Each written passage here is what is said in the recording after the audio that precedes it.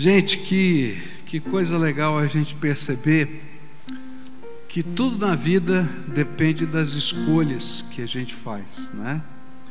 Se você está aqui hoje é porque você fez uma escolha de sair hoje de manhã, estar aqui, né? E teve consequências para você poder fazer, né, aquilo que você está fazendo agora. E se você chegou até esse momento da sua vida, né, em vários aspectos, é porque você fez uma série de escolhas no passado que determinaram a colheita que você está vivendo na vida. E é interessante perceber que a história de Natal, do nascimento de Jesus, também envolve escolhas, assim como a história que a gente acabou de ouvir sendo contada aqui da Emily, aprendendo isso no seu encontro com Jesus e percebendo que a vida tem uma série de ofertas para nós e a gente tem que escolher o melhor. E ela tinha que aprender com 11 anos a escolher Jesus, além de outras coisas, até das figuras míticas que envolvem a nossa sociedade. Mas quando eu olho para a história do nascimento de Jesus, eu posso perceber essa regra da vida sendo praticada por vários dos seus personagens.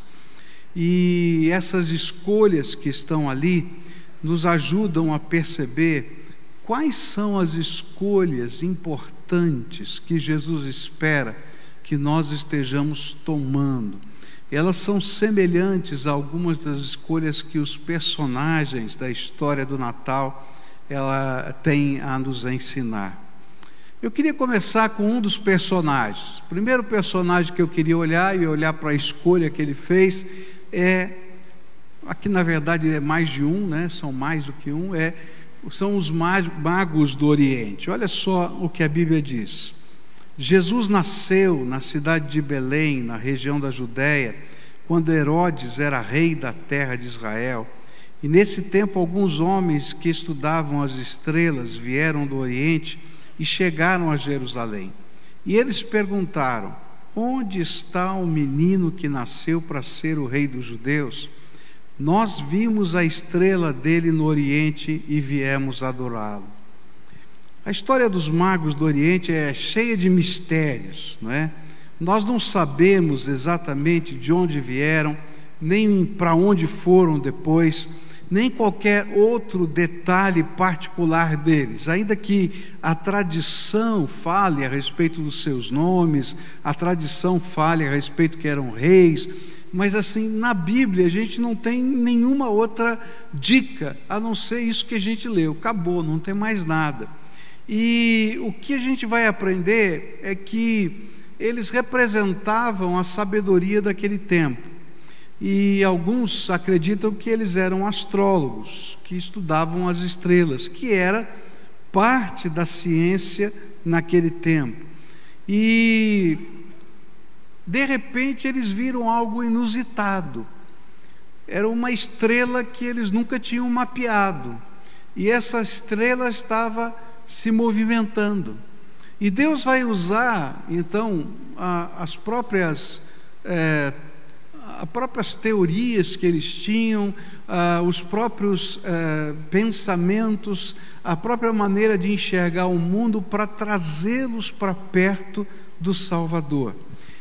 É interessante como Deus age na nossa vida, eu fico impressionado com isso. Ele pega a gente no lugar em que está. A gente imagina, não é, que a gente pode se esconder de Deus em qualquer lugar, mas Ele vai encontrar a gente no lugar em que está e vai de alguma maneira achar um ponto de contato entre as nossas crenças, as nossas ideias, os nossos pensamentos, para trazer a gente para perto dele mesmo. Eu acho interessante porque essa é a história da maioria das missões no mundo. Eu me lembro de um livro que li há muitos anos atrás chamado Totem da Paz, que conta a história de um missionário. E esse missionário chegou numa localidade para pregar o Evangelho, e tudo que ele falava a respeito de Jesus, o pessoal se apaixonava não por Jesus como personagem central e mais importante da história, mas se impressionava com Judas, porque Judas era o traidor, e naquela cultura quem soubesse enganar melhor o outro era o melhor. Então você imagina, você pregar o evangelho num lugar onde Judas é o personagem central. É uma coisa de doido. E ele começou a orar, né, e dizer assim: Senhor, me mostra um caminho, uma maneira de poder falar a verdade do teu evangelho e que eles entendam. E aí ele descobriu uma coisa interessante naquela cultura. Quando alguém queria falar a verdade, ele tinha que pegar o seu filho e dar de presente para quem ele estava falando a verdade, e pegar o filho daquele que estava recebendo aquela verdade e também estava falando verdade para ele, e criar como seu próprio filho. Nessa troca das crianças, eles chamavam de criança da paz, e só assim eles acreditavam na verdade. E de repente, quando ele descobriu isso na cultura, ele disse assim: entendi, Jesus é a criança da paz entre Deus e os homens. E aí começou a pregar o evangelho. Eu não sei exatamente o que os magos do Oriente acreditavam, mas Jesus pegou aquela estrela, e eu não sei como, melhor, Deus pegou aquela estrela, e eu não consigo entender como ele fez isso, quais leis da física ele teve que mudar, quais leis, né, da ciência daqueles homens ele teve que mexer, de tal maneira que aquela estrela começou a chamar a atenção daqueles homens, e eles entenderam por alguma razão, e eu também não sei como, porque a Bíblia não fala, que o Salvador ia nascer nesse mundo, e esse seria o rei dos judeus. E ele estava nascendo, e onde aquela estrela parasse, ali estava o Salvador. E eles tiveram que tomar então uma grande decisão, assim como todos nós temos que tomar grandes decisões na vida. E a grande decisão foi buscar esse Jesus que estava sendo anunciado pela estrela. Eles precisavam buscá-lo. E eu creio que essa não foi uma escolha fácil, porque buscar Jesus representava empreender uma viagem. Buscar Jesus seguindo uma estrela significava não ter um rumo, apenas um sinal no céu, uma estrela que os guiava. E você pode imaginar a reação das pessoas. Alguns talvez dissessem para eles: isso é loucura, vocês estão ficando malucos, o que é isso? Isso é um desperdício de dinheiro e de tempo. Mas foi por causa desta busca que eles puderam não só encontrar Jesus o Salvador, mas também ter a alegria de adorá-lo. E uma das escolhas que o Natal nos ensina é que, se você quer conhecer o Salvador, você precisa buscá-lo de todo o seu coração. Jeremias 29:13 vai dizer: vocês me procuram e me acharão, quando me procurarem de todo o coração. Eu não sei como é que funciona a dinâmica da sua vida, mas eu creio que se Deus pôde mexer na astrofísica para poder levar a mensagem do amor dele a 3 magos do Oriente, de alguma maneira ele está mexendo na história da sua vida, e de alguma maneira ele está colocando pontos de contato do amor dele, da misericórdia dele na sua vida. E sabe, o que eu creio é que ele não coloca um ponto de contato só, mas que ele coloca vários, e ele vai deixando as pistas da sua graça. Assim como eles tinham que parar, medir as estrelas à noite e tentar seguir o rumo que ela estava apontando. Imagina isso, tá? Que eles só podiam ver isso à noite. Então eles tinham que seguir o rumo da viagem durante o dia com aquilo que viram à noite, para tentar ver no dia seguinte, ou melhor, na noite seguinte, se de fato eles estavam no caminho certo. E eu creio que na vida da gente é mais ou menos assim. A gente olha para cima, a gente ouve a voz de Deus, o Espírito Santo se manifesta de tantas maneiras diferentes, usa pessoas, circunstâncias, usa toques no nosso coração, usa, enfim, tantas coisas. E a gente tem que dar passos de fé, em busca da direção que Ele está nos apontando. E quando a gente volta e olha de novo para cima, é que a gente vai saber se a gente está no rumo ou não. Então, a primeira grande escolha que Deus espera de nós é: busque o Senhor de todo o seu coração. E a Bíblia diz que quem busca, encontra. Quem bate na porta, ela se abre. Quem pede, recebe. Palavras do Senhor Jesus. E assim é a dinâmica da vida com Ele. Se você busca o Senhor, você vai encontrá-lo. Cada dia Ele vai falar com você, vai revelar o seu amor, a sua graça e a sua direção. Assim como fez com aqueles magos, e assim como faz com tanta gente ao nosso redor. Mas a segunda escolha que a Bíblia vai nos dizer e vai nos apontar que aconteceu no Natal, vai acontecer com outro grupo de personagens.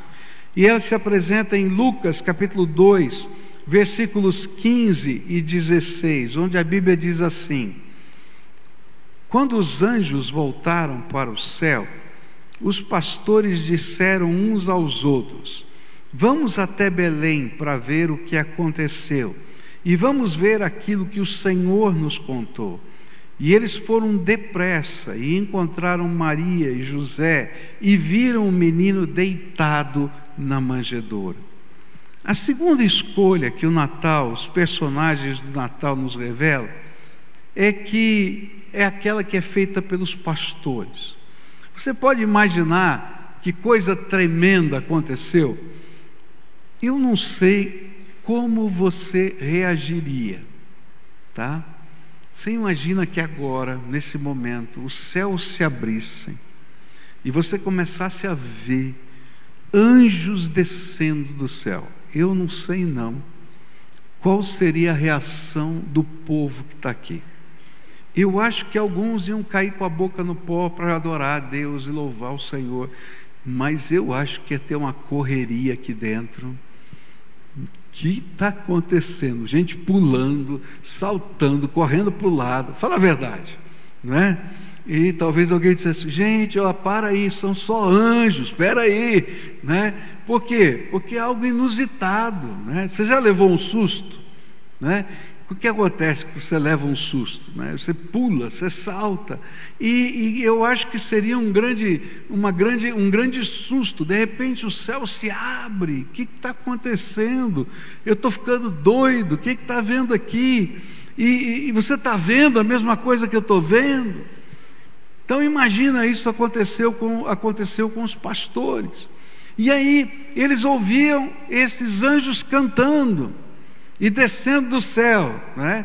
Eu não sei se eles tocavam jazz, o que acontecia, qual era o ritmo da música, mas eles estavam descendo lá, aquela coisa toda. E aí eles anunciam uma mensagem e dizem para os pastores: olha, se vocês forem até o centro da cidade de Belém, vocês vão encontrar numa estrebaria um menino envolvido em panos. E esse não é qualquer menino, esse é o Messias prometido. E vocês poderão vê-lo. E aí, aqueles pastores têm que fazer uma escolha. E parece simples essa escolha, mas não era tão simples, assim como a escolha que os magos também fizeram não era tão simples. Sabe por quê? Porque naquele tempo os apriscos não tinham cancela, não tinham uma porta. A porta das ovelhas era o próprio pastor. Então os apriscos eram pequenos lugares, né, piquetes a gente chamaria, feitos de pedra, que tinham uma entrada mais estreita, mas não tinha cancela. Então o pastor colocava as suas ovelhas dentro daquele piquete, às vezes mais de um rebanho, porque você alugava aqueles piquetes. E as ovelhas, elas têm uma qualidade, mesmo que elas estejam misturadas, quando o pastor as chama e ele é o dono das ovelhas, elas saem do grupo e seguem o pastor. Então eles às vezes misturavam para fazer economia. E o que acontecia? O pastor dormia na frente da porta, como se fosse ele a cancela. Procurar Jesus naquele momento significava deixar as ovelhas. E deixar as ovelhas significava deixar tudo que era valioso lá, sozinho, no meio daquele piquete sem cancela. E aí, poderia alguém dizer assim: ok, nós vamos buscar o Messias, mas e as nossas ovelhas? E se vier um ladrão? E sabe, existiam ladrões naquele tempo que ficavam justamente roubando ovelhas dos piquetes. E se vier um ladrão, ou se vier um lobo ou um predador, e quando a gente chegar dessa busca inusitada, estranha, esquisita, e a gente encontrar o rebanho perdido, ou quem sabe se uma ovelha for a cerca, sai, e o pior é isso, que se ela era uma ovelha líder, ela podia levar as ovelhas com ela. Então existiam vários riscos, e eles precisavam tomar uma decisão, a decisão de deixar na mão de Deus tudo mais, para poderem se encontrar com o Salvador. E sabe, na vida é a mesma coisa. Quando Deus começa a trabalhar o nosso coração, e Ele começa a revelar os seus sinais, não são estrelas no céu, mas são sinais de Deus na nossa vida. Vai chegar um momento em que Ele vai pedir que a gente tome passos de fé. E esses passos, dê passos de fé, decisões de fé. E essas decisões de fé vão envolver confiar nele, para deixar tudo que é importante da nossa vida no altar de Deus. Eu já disse isso aqui para você há muitos anos, já falei, mas é uma coisa muito significativa aqui para a minha vida. Eu namorei a Cleusa 7 anos e meio, é muito tempo, Comecei a namorar com 14 anos, e me casei aos 21. E foi interessante, quando a gente estava próximo da decisão do casamento, eu entrei numa crise muito grande.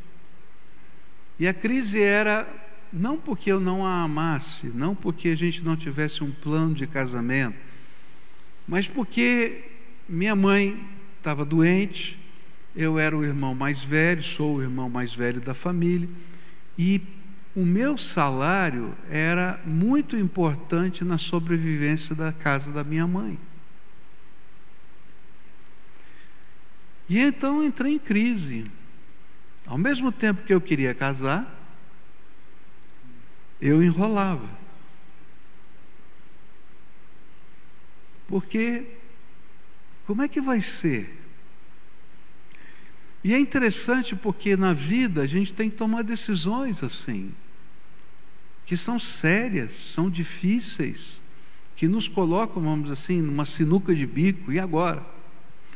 Como é que vai ser? E se a gente não aprender a confiar na graça de Deus, a gente vai se perder, porque a gente não consegue girar todos os pratos da vida pela nossa própria força. Sabe aqueles equilibristas de prato? Às vezes a gente está correndo a vida como se fosse um equilibrista de pratos. A gente vai lá, uma mexidinha, dá outra volta, volta lá, faz. E aí chega uma hora que Deus diz assim: filho, ou você deixa na minha mão a tua vida, ou você vai se perder. ou você vai se matar, ou você não vai conseguir. E me lembro que a Cleusa me confrontou, e eu dizia: não tenho dinheiro. Ela disse: como não tem? Olha, eu ganho tanto, você ganha tanto, a gente consegue viver com isso. E eu, sem coragem de dizer para ela, dizer assim: e agora, né? É verdade, dá, mas e o outro lado, como é que fica? E eu me lembro que foi orando, conversando com Deus, que Ele falou profundamente ao meu coração. Ele usou uma meditação de um livro que eu estava lendo, Vinde Amados Meus, que eu recomendo para vocês, e naquela meditação Ele falou sobre os tesouros do coração, e que Deus não toma os nossos tesouros, Ele simplesmente guarda-os no seu cofre e cuida deles para nós. E eu achei tão tremendo aquilo, e naquele dia eu tive coragem de casar. E eu disse assim: tá bom, então eu vou entregar a minha mãe, meus irmãos, nas tuas mãos, e vou pedir a tua graça, porque eu não consigo fazer as duas coisas. E foi tão interessante, porque casamos, Deus abençoou, e um dia depois do casamento, alguns meses depois do casamento, eu sentei com a minha mãe, com a minha irmã, para que a gente fizesse, para que eles pudessem falar como é que estava a situação financeira deles. E aí eu fiquei com raiva, porque estava melhor do que quando eu estava ajudando. Eles tinham até dinheiro na poupança. Eu falei: eu nunca botei um centavo na poupança. Bom, o que eu quero dizer com isso para vocês é que a vida espiritual, a vida material, ela envolve escolhas. E a primeira escolha importante na vida é buscar Jesus de todo o coração. E é isso a grande história do Natal. A segunda escolha é que quando você se deparar com o Senhor, você vai ter que aprender a deixar. O que às vezes não é ruim, é até bom, mas deixar todos os teus tesouros de lado, para que Ele cuide para você, para que você possa se dar integralmente ao Senhor e Salvador da sua vida. E sem isso a gente não desfruta. A Bíblia não fala se algum pastor ficou lá, mas eu não acredito que nenhum tenha ficado. Senão, de alguma maneira, teria escrito aqui, teria sido escrito que esse perdeu a bênção. Mas eu encontro na vida de muita gente, conversando com muita gente, gente que tem se perdido e perdido a sua bênção, porque quando chega a hora de deixar e confiar na graça de Deus, eles continuam girando os patinhos da vida.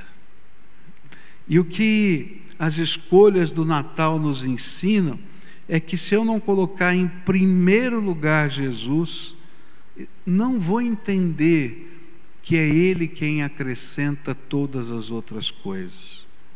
E às vezes nós perdemos a maior de todas as bênçãos porque nós não deixamos os pesos e os pecados que nos impedem de correr para os braços do Senhor. E é isso que diz Hebreus 12, versículos 1 e 2. Olha só o apelo que aparece aqui. Assim nós temos essa grande multidão de testemunhas ao nosso redor. Portanto, deixemos de lado tudo que nos atrapalha e o pecado que se agarra firmemente em nós, e continuemos a correr sem desanimar a corrida marcada para nós. E conservemos os nossos olhos fixos em Jesus, pois é por meio dele que a nossa fé começa, e é Ele quem a aperfeiçoa.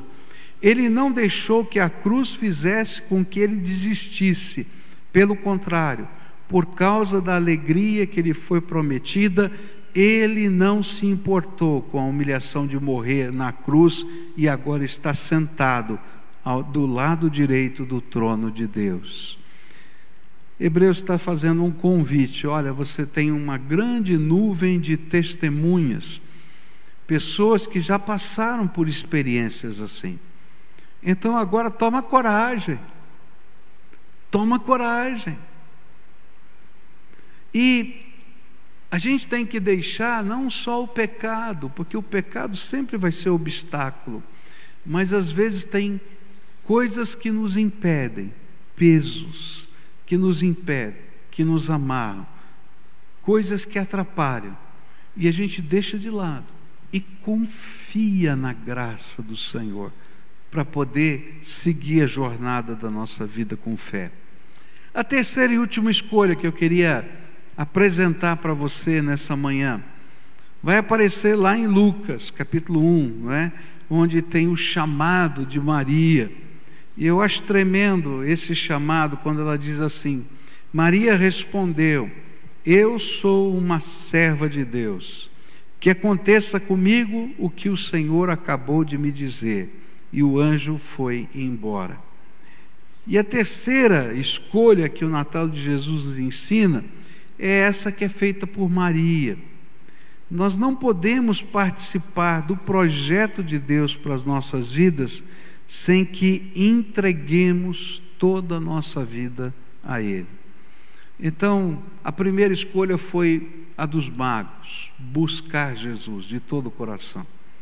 A segunda escolha é dos pastores, deixar o que pode impedir.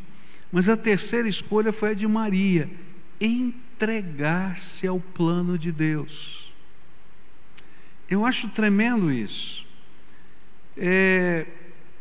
Não tem jeito da gente seguir o projeto de Deus se a gente não se entregar a Ele. E para mim a resposta de Maria foi incrível.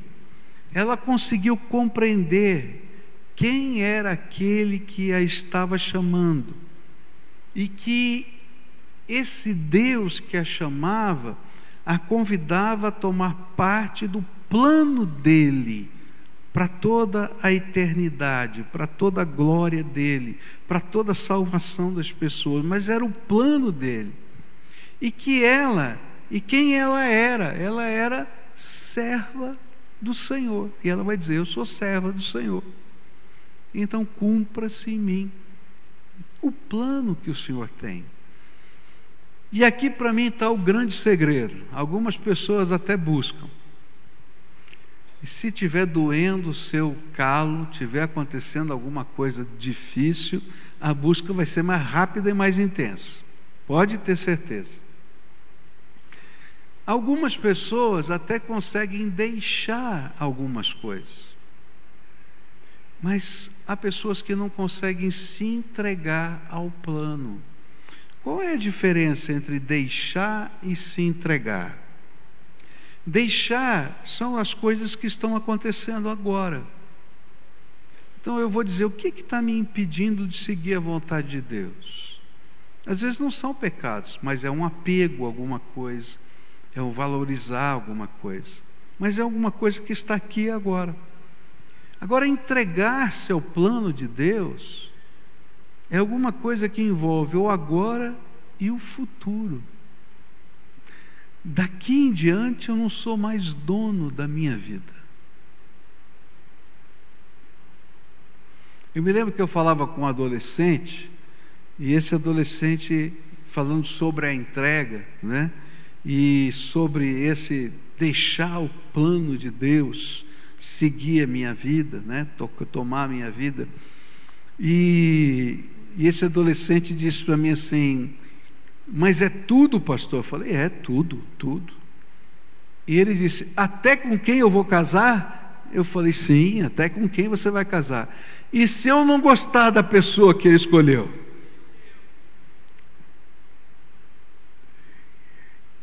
É tudo. E sabe, a pergunta desse adolescente, ainda que pareça engraçada, ela é profunda. Porque nós fazemos essa pergunta em várias áreas diferentes da vida. E sabe, quando Maria tomou essa decisão, ela tinha diante dela muitos obstáculos. Você pode imaginar quem é que ia acreditar que ela concebeu do Espírito Santo? Está entendendo? Quem é que ia acreditar na visão celestial? Ela podia falar para todo mundo, ninguém ia acreditar, a menos que Deus revelasse.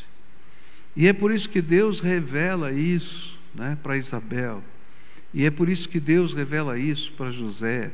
Porque quando a gente se entrega ao plano de Deus, a gente começa a viver na dimensão dos impossíveis.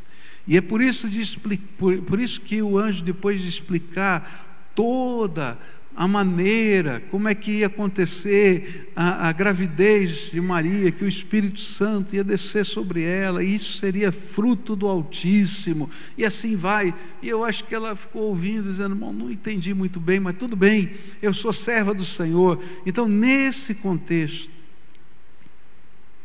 e nessa hora, é que ela faz uma entrega, e ela diz: tá bom, Senhor, eu talvez não entenda todos os processos, eu talvez não entenda todas as dimensões que isso vai gerar de problemas na minha vida, mas eu vou crer na última palavra que o anjo deu.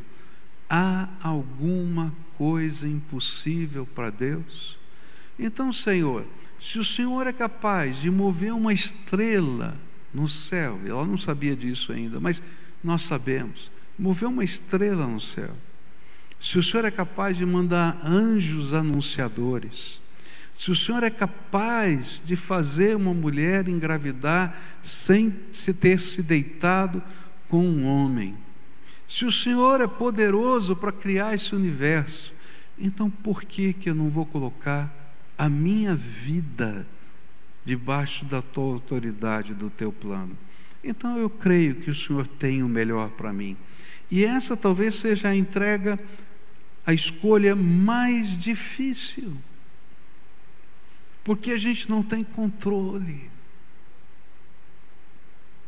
E sabe, essa escolha, ela é testada na nossa vida várias vezes, assim como foi testada aqui com a Emily nesse teatro.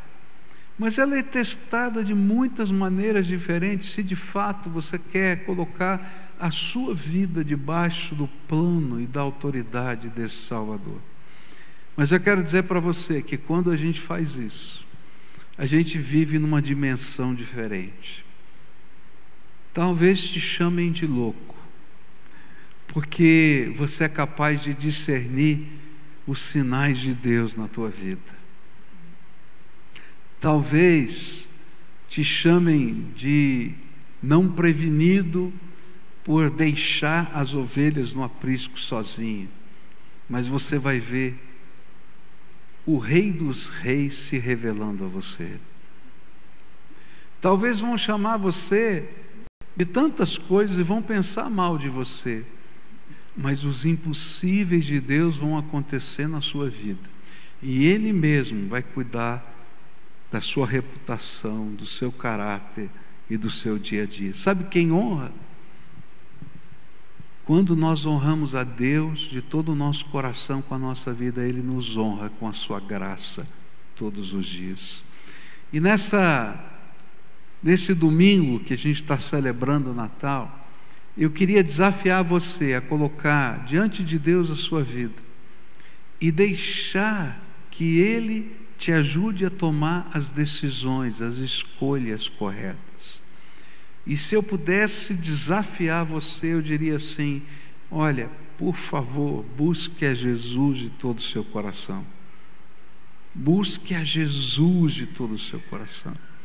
Eu sempre digo aqui, quando eu faço um apelo aqui nessa igreja, se você esquecer de tudo mais que o pastor pregou nessa manhã, lembra disso. Jesus quer marcar um encontro com você todo dia. Diz a hora e o lugar que Ele vai estar lá. Por quê? Porque quando a gente busca Jesus de todo o coração, Ele se revela a nós. E não tem coisa mais gostosa do que receber a revelação de Deus. Não dá para fazer outra coisa quando a gente sente a presença do Espírito do que aquilo que os magos fizeram, adoraram, aquilo que os pastores fizeram, adoraram, porque a gente conhece que Jesus está ali do nosso lado. Mas não para só na busca, porque a busca nos leva ao primeiro passo. Quando você der esse primeiro passo, você vai ser confrontado por tantas questões na vida. E esses confrontamentos vão te dar a oportunidade de tomar uma decisão. E a decisão que essa oportunidade vai lhe dar é aquela de deixar. E sabe, deixar na mão de Deus, o que é importante para nós não é perder, é saber que Ele guarda no cofre e trata melhor do que você pode tratar. Eu acho tremendo isso. Maravilha de Deus. E aí então dê o terceiro passo. Entregue-se. Porque Deus tem um plano para a tua vida. E aí você vai ter que ouvir agora o próximo passo. Então Maria foi aprendendo a dar passos de fé. E ela teve que ouvir o conselho do Senhor para que ela fosse à casa de Isabel. E quando chega na casa de Isabel, talvez para pedir, alguém estava pensando, ela foi se esconder no meio da sua gravidez. Quando ela chega lá, escuta através da sua prima, já mais idosa, que estava também grávida de João Batista, ela começa a profetizar: ó agraciada entre as mulheres, o fruto do teu ventre veio do Senhor. Ninguém falou isso para ela. E aí está escrito na Escritura que João Batista, no ventre da mãe, é que se contorceu e sinalizou como profeta que era, e ela passou a ser profetisa e a dizer aquelas palavras. Era um sinal de Deus. Olha, colocar a tua vida na minha mão não é loucura. E quando ela imagina que o seu casamento terminou, porque o noivado com José, não é? Era considerado já um casamento, só o divórcio podia romper esse noivado, tivesse terminado, e ele mesmo está dizendo: eu vou sumir daqui, vou desaparecer. E aí então o Senhor fala com José: vai buscar aquela mulher, vai buscar aquela mulher, porque tudo aquilo que ela falou é verdade. E sabe, foi uma coisa tão séria, que ele se tornou profeta. Ele entendeu que aquilo era mensagem de Deus. E aí eu posso me lembrar a voz do anjo dizendo: há alguma coisa impossível para Deus? Quando a gente se entrega, a gente começa a viver na dimensão do impossível de Deus. Coisas da graça começam a acontecer, milagres. Eu poderia contar para você tantas histórias de milagres de Deus, de coisas que Deus fala no meu coração, e quando eu vou olhar e digo assim: isso aqui é uma loucura, está doido, quem é que vai acreditar nesse negócio?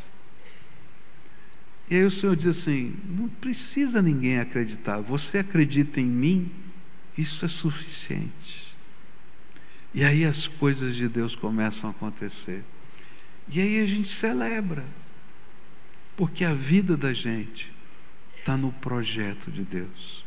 Nessa manhã eu queria orar com você, antes da gente finalizar essa apresentação aqui, eu queria orar com você, e queria dizer para você: olha, Deus tem algo tremendo para fazer na tua vida.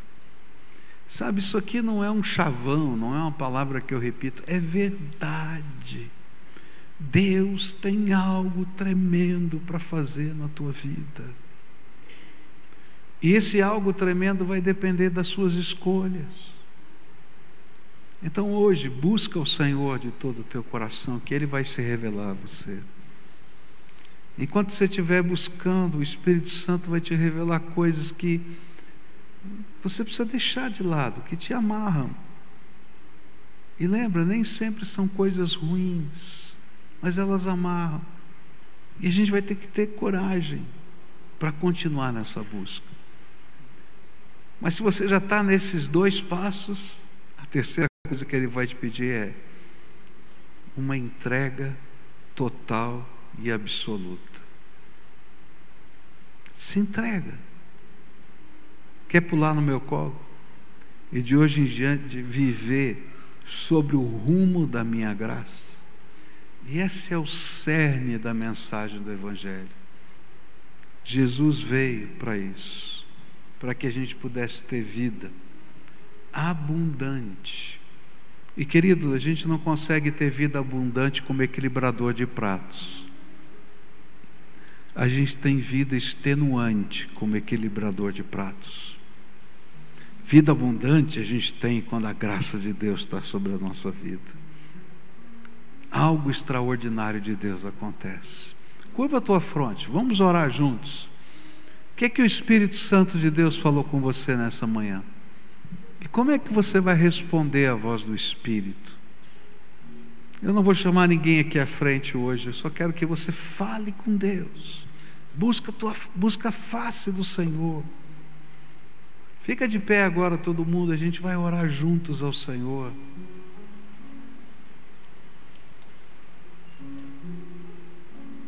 Talvez tenha um monte de prato que você tem que dizer: Senhor, eu vou deixar esses pratos aqui.